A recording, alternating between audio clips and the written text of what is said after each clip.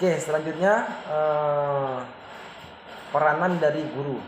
Di sini guru memegang peranan yang cukup penting baik dalam perencanaan maupun pelaksanaan kurikulum.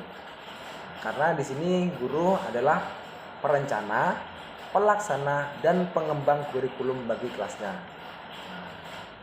Peran guru bukan hanya menilai perilaku dan prestasi belajar murid-murid dalam kelas, tapi juga menilai implementasi kurikulum dalam lingkup yang lebih luas. Jadi peran guru. Kemudian peranan orang tua murid atau wali murid. Orang tua tentu juga mempunyai peranan dalam pengembangan kurikulum. Mereka mempunyai peranan dua hal. Pertama adalah penyusunan kurikulum, dan yang kedua dalam pelaksanaan kurikulum. Dalam penyusunan kurikulum mungkin tidak semua orang tua dapat ikut serta, hanya terbatas kepada beberapa orang tua saja yang cukup waktu dan mempunyai latar belakang yang memadai. Jadi peranan orang tua yang pertama dalam penyusunan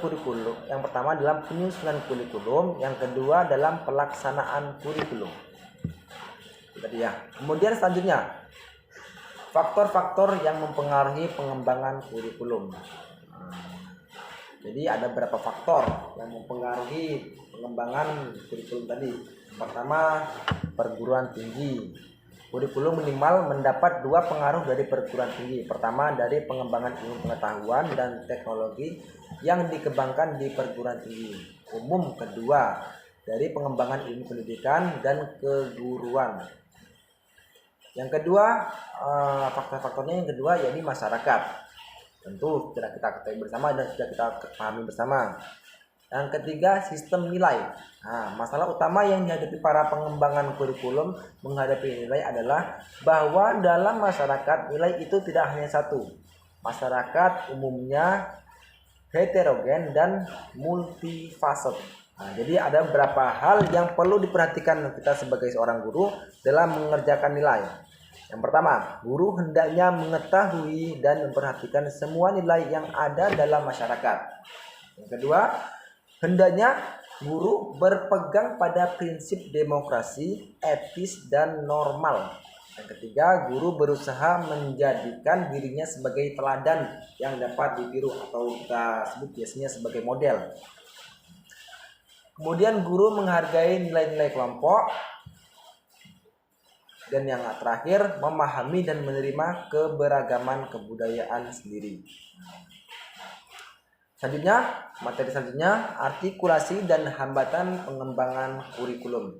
Artikulasi dalam pendidikan itu berarti kesatu paduan atau koordinasi segala pengalaman belajar.